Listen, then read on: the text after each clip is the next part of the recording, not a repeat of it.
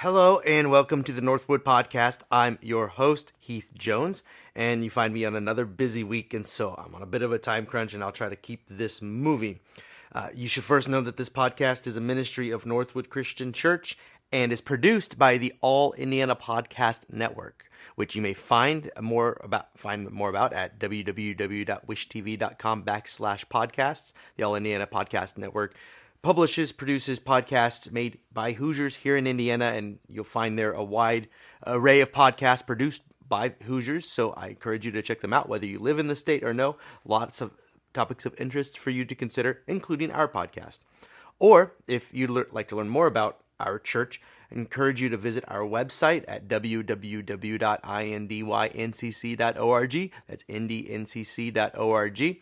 But probably the best way to get good information is to write into me directly at my email, which is Heath, Heath, at indyncc.org. That's Heath at indyncc.org. And I would love to hear from some of our listeners in that direct way. And you could ask me candid questions, and I will try to respond as best as I can. Or, if you are wanting to engage, but not so directly, please feel free to leave a comment below in this section, the comment section of this video if you're watching on YouTube. Or if you're listening to it by way of podcast, you can leave a comment if your app that you use allows for that. Or you could give this video or this episode of a podcast a like, or you could subscribe to this podcast or follow. However you can stay connected by way of whatever app that you use, whether that be Spotify or TuneIn or iHeartRadio, whatever. Whatever format you use, you can like, subscribe, or possibly leave a comment, and these points of engagement will drive more traffic our way and will help us know how to serve you better. And also, you'll be notified when new episodes are posted, etc. Now, in a moment, we'll move on to the Bible passage that we'll be considering today. But first, we need to pause for some ads for our podcast audiences. You know how this goes. An awkward pause if you're watching on this video, or some ads if you're listening. Either way, here are some ads. Boom. And we're back. The passage we'll be going over today is found in the Gospel of Matthew, chapter 13, verses 1 through 9, and then skipping to verses 18 through 23. That's Matthew chapter 13, 1 through 9, and then verses 18 through 23, and they read. That same day, Jesus went out of the house and sat beside the sea. Such great crowds gathered around him that he got into a boat and sat there while the whole crowd stood on the beach. And he told them many things in parables, saying, Listen, a sower went out to sow. And as he sowed, some seeds fell on a path, and the birds came and ate them up. Other seeds fell on rocky ground, where they did not have much soil, and they sprang up quickly, since they had no depth of soil. But when the sun rose, they were scorched, and since they had no root, they withered away. Other seeds fell among thorns, and the thorns grew up and choked them. Other seeds fell on good soil and brought forth grain, some 100-fold, some 60, some 30. If you have ears, hear. Hear then the parable of the sower. When anyone hears the word of the kingdom and does not understand it, the evil one comes and snatches away what is sown in the heart. This is what was sown on the path. As for what was sown on rocky ground, this is the one who hears the word and immediately receives it with joy. Yet such a person has no root, but endures only for a while.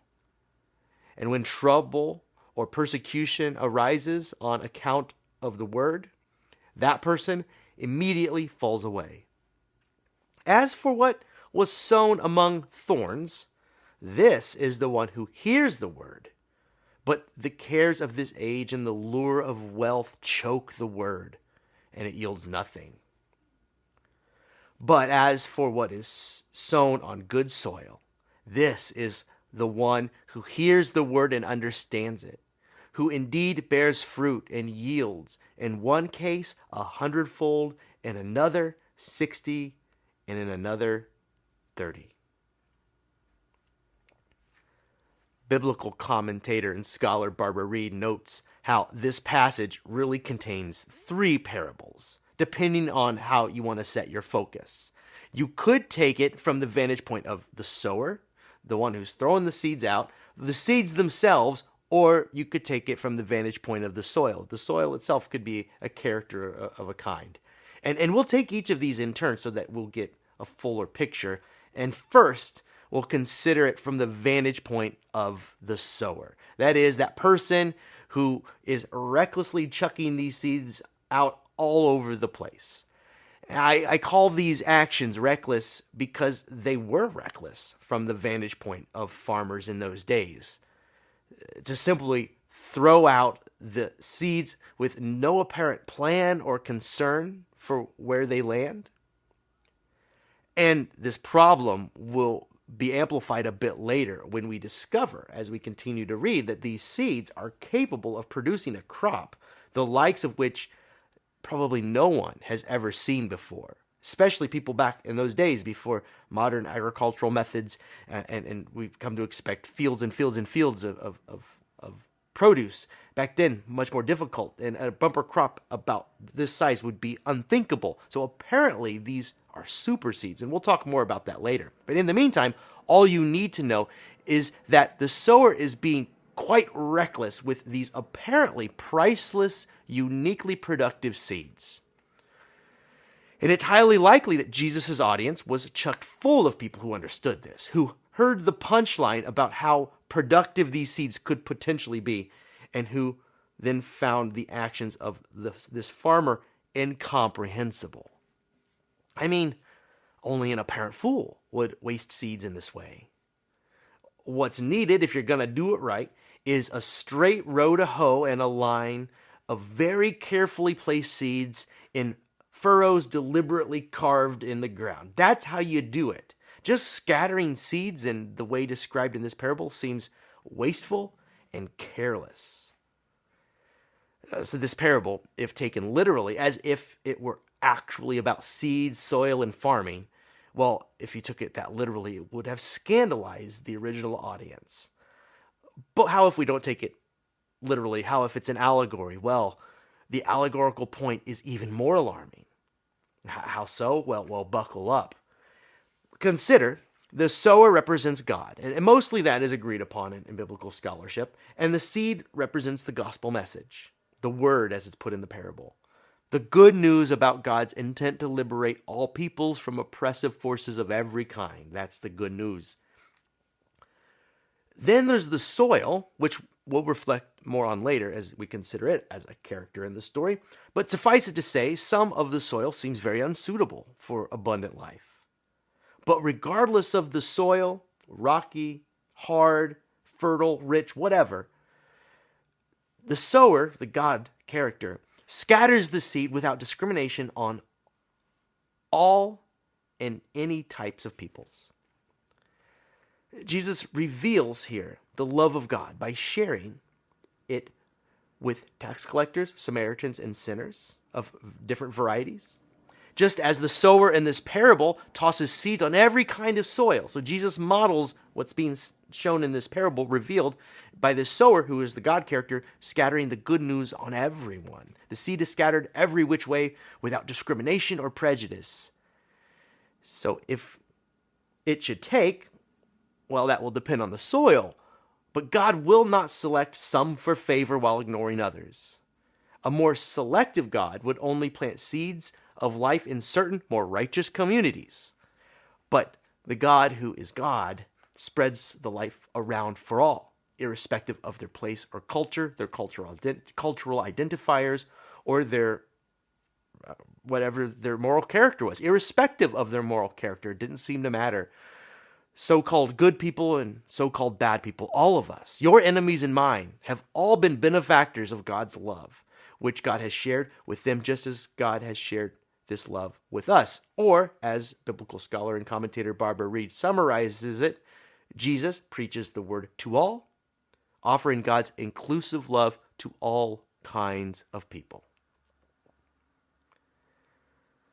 So, if one were to approach this parable from the vantage point of the sower, then we must acknowledge it calls us toward a more radical acceptance of others. I mean, if we are truly made in the image of God, then our actions should reflect this, should they not? When we offer grace and acceptance to more kinds of people than we are used to, or are perhaps comfortable with, then in those moments we are mirroring God's ways and actions, which is what we're here to do, isn't it, as disciples of Jesus who mirrored the actions and ways of God in heaven. But how if we were to approach this parable from the vantage point of the seed? We just considered it from the vantage point of the sower. Indiscriminate love is the point. But the seed is the gospel message that we are meant to spread in the name of love. And boy, don't we try it, I think, in church. That's what we have been trying or doing, all that we can do to help people hear the message and to receive it. I hope that's what we're doing. I mean, we try to use the most winsome words when describing the way of Jesus. Preachers, like myself, will try to find the perfect illustrations and metaphors that may work to make the message easier to understand or to digest. We might even throw in a few jokes during a sermon now and then.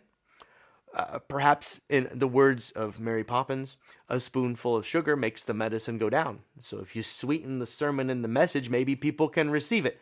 I'm reminded here of the tricks that we try to pull to get my dog to swallow his medicine. We doctor it up and lather it on, maybe in peanut butter or something else that he likes, or maybe we'll bury it deeper in his food bowl and give him maybe his favorite kind of food that maybe we'll imagine he'll chow down and happen to swallow the medicine. But sometimes our efforts are futile. If my dog simply cannot take his medicine, well, what then? Well, we'll try again, but it would be stupid for me to blame the medicine. The medicine is good for my dog, whether he can appreciate that or not. The problem isn't with the pill. Sometimes, no amount of window dressing will catch the eye. My dog's medicine is efficacious and would help him should I ever convince him to swallow it down, but sometimes there's not much I can do, and my efforts appear to be a waste of time.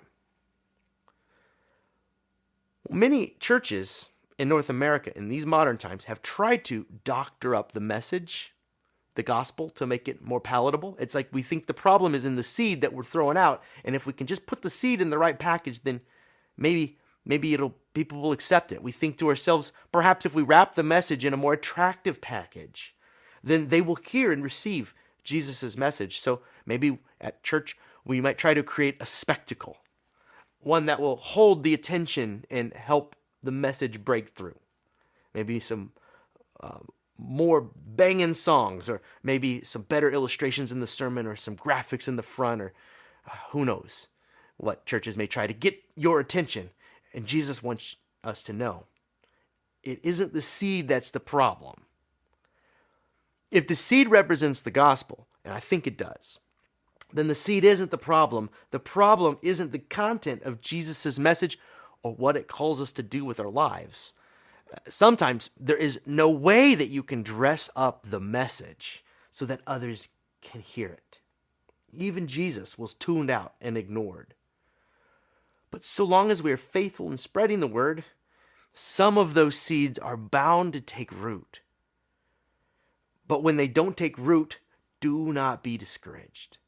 There's very likely little else you can do but try to share the message of Jesus as best as you can. And that's what we see in the sower and the seeds, just throwing them out indiscriminately, not only evidence of God's love for all peoples, but we notice that sometimes it falls on soil that isn't ready to receive it, and that's not the seed's fault. And at the end of the day, we are not in control of how the message is received. But the message is bound to have an impact on those that can hear it. Just what effect it may well have to do with the soil. So don't be discouraged when your efforts seem to fail. The rest is up to God, which leads me to the third lens through which we might approach this parable. First by way of the sower, then by way of the seed, and now what if the soil were a character or characters themselves in the story? Later, when Jesus explains the parable to his disciples, Jesus makes this point. He explains how the success of the seed will depend on the soil in which it falls. In other words, for the gospel of Jesus to take root in our hearts, this will depend in large part, if not in the most part, on the soil. And the soil represents the human heart. And if the heart is hard, it cannot receive the good news of Jesus. Jesus describes 4 kinds of soil to help us better come to terms with the various ways to reject the ways of Jesus. The different kinds of people that might hear the word or not hear the word, or have the word preached at them or to them, and for whatever reason, it doesn't take. Some seed lands on the path. This is the hard and solid ground. The seed sits on the surface for a short while and is then snatched up by the evil one, as Jesus put it. That is, the message may fall on a hard heart, one that will not allow the message to even scratch the surface. And that seed is then snapped up as if by scavenging birds. Or perhaps the phrase in one ear and out the other is apt here. Either way, the gospel makes little to no mark on this sort of person, and the moment in time passes them by. Perhaps this one is hard-headed and cannot receive outside of advice of any kind. Or perhaps they are too proud. Perhaps they are too distracted by life to even hear an outside voice. Either way, a hard heart and a closed-off mind may keep us from receiving what it is that Jesus might give us. And this is true of you and me as well. I think we can find ourselves in each of these soil types as we move forward. I see myself in this one sometimes. But then some seed lands on rocky soil. That's the next kind of soil Jesus talks about. And the rocky soil is Jesus' allegorical way of describing someone who is something like a fair weather fan. A fair weather fan is someone who stands by their team up until the going gets tough. As a Colts fan, the Indianapolis Colts here, that's where my church is, in Indianapolis, Indiana, and as a Colts fan, I can relate. We had the glorious Peyton Manning years, and then came Andrew Luck, but ever since, it's been hard to stay committed at times. And the stands, they grow emptier and emptier as the tickets get cheaper and cheaper, ironically, typical for a mediocre team. In a similar way, there are people who would join with the Jesus movement. Maybe they like all that talk of blessing and abundance in the realm of God. And maybe they heard the Beatitudes. Maybe they were at that Sermon on the Mount where Jesus described all the ways that the realm of God would liberate and heal the poor, the hungry, and the persecuted. And many, upon hearing these things, you could read it for yourself, they converted and joined the cause. But there are some that will discover along the way that the way forward is a long and arduous road, and that it's likely to remain that way for the foreseeable future. In other words, Jesus brings the realm, but there is a lot of work still to be done. And like every other thing worth fighting for and struggling towards, the gospel is worth all of the work, but it is hard. People resist labors of love in Jesus' time and still today. And when the going gets tough, that's where we discover how committed we are. Next, Jesus describes those that are like soil that is overgrown with thorny plants. These plants choke out the life that exists there or tries to exist there. What this soil and these thorns represent is clearly laid out in Jesus' explanation of the parable. In some instances, you can, read between the lines or try to discern what Jesus means, and it could be different in different contexts. But here it's very clear, and I'll just read it verbatim. Jesus says that the seed that falls in the thorny soil, quote, "This is the one who hears the word, but the cares of this age and the lure of wealth choke the word, and it yields nothing." That's the back end of verse 22. And here is yet another place in the Gospels where Jesus identifies greed as a primary problem in our world. And to be sure, these temptations are as thorny weeds that choke out the life God would have us enjoy. Or, how did Jesus put it? He said that this way, quoting him, yields nothing. This is where all this leads. All greedy cultures leave us with is an empty sack, a polluted planet, massive landfills, exorbitant waste, and empty hearts still longing for something more. So that's the thorny soil. Last, Jesus describes the good soil. that is fit to receive the word of God, the heart that is open to the message. It turns out it's in the soil. The primary problem is not the sower or the seed, but it's the human heart. So are you, me, we ready to receive what Jesus offers? And that's what this parable calls us to consider. And we are trying, we think, at Northwood to create the best soil for life to grow. I think we're trying. We are trying to love one another with a deeper love, but also others who are challenging for us to love, perhaps those outside of our four walls. And such love restores lives and deepens the bonds of a church. This is an essential ingredient for our soil, but we are also trying to endure, to be resilient in the face of challenging times, to be not like the rocky, thin soil. Our perseverance is also a nutrient for this soil. And this shows just how committed we are to Jesus' way of love and sacrifice in the name of love. And we hope to be an inspiration to others.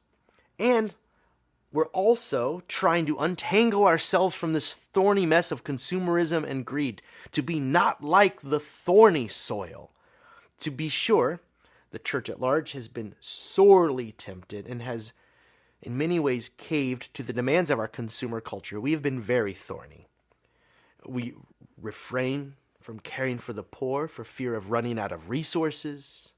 Churches in history have been notorious for stockpiling wealth and resources, whether they be invested in our buildings or our bank accounts or our pastors' salaries.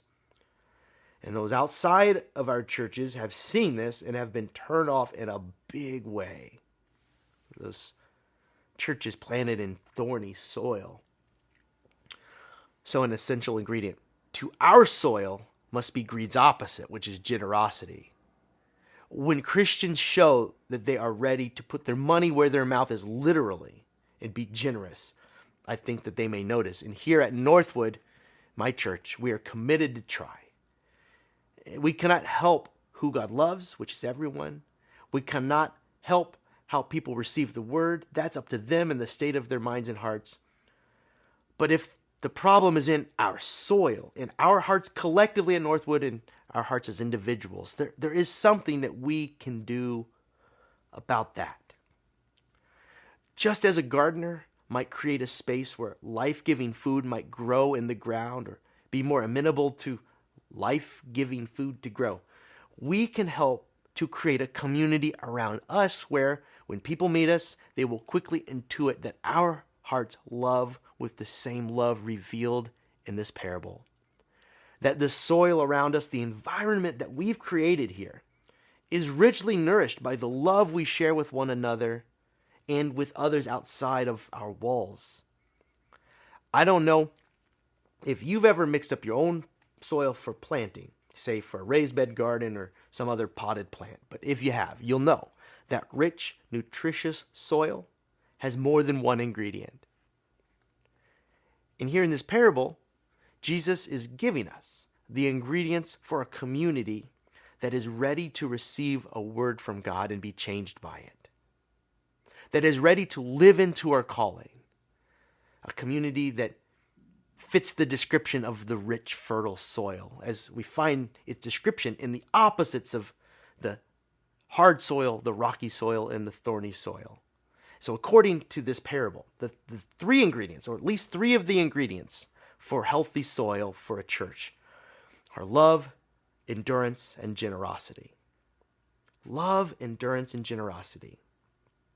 And the result, and this is what I want to leave you with, the result of living a life this way, and modern readers may miss this, but the last line of the parable and its explanation is perhaps the most jarring as it describes the result of living this way. I'll just read for you verses 8 and 9. It reads, "Other seeds fall on the good soil and brought forth grain, some 100-fold, some 60, some 30. If you have ears, hear." In order for you to appreciate just how jarring this line is, consider it carefully. One seed is planted in good soil, a soil that is nourished with love, with endurance and generosity, and it yields 30 times what was put in, or 60 or 100. It's completely wild, completely out of control. Such a crop would be at scale beyond what the minds of Jesus' audience could comprehend, nearly an unfathomable amount of food. And likely this parable was first told in a time of scarcity as well. It's as if Jesus was saying, a life lived with me is that enriching. It is that nourishing. You might not grow rich in the ways that our cultures value, but you will grow rich in the ways that matter the most. If you will open up your heart to this message and love recklessly, struggle through in the name of that love, and then resist the allures of our consumer culture and all of its greed, then you will receive blessing beyond what you at first sought after, what you sought after as you chased down our culture's obsession with greed. If you can let that go, what comes with the gospel is far better. And maybe you can't imagine it, but I've seen it in the faces of those who have lived well. I heard the blessings of this life in Christ described by those who have gone before, who were able to navigate these troubled waters without losing themselves in the mess, who were able to make as composite parts of their life the ingredients to good soil, love, endurance, and generosity. And I do not mean that these saints died rich. Not at all. Mostly never. I mean that they died satisfied at a life well lived, a life lived in love. Some soil is so rich you wouldn't believe it if I showed you. I've met people like that, communities like that. And I'm hoping that my heart is like that or will one day be like that, and that our church is like that or will one day be like that, open and ready to receive the life God has to give us. I hope that you will receive it. I hope that our soil will be good soil filled with all that it needs to cultivate life, that we will strive to be a better church. After all, it is in the soil. This has been the Northwood Podcast. If you like what we're doing here, please subscribe to the podcast by way of whatever app you use to listen, or leave a comment. These points of engagement drive more traffic our way. Or check out our website, www.indyncc.org. And also check out the other podcasts produced by the All Indiana Podcast Network. Until next time, this has been the Northwood Podcast. I am Heath Jones. Peace.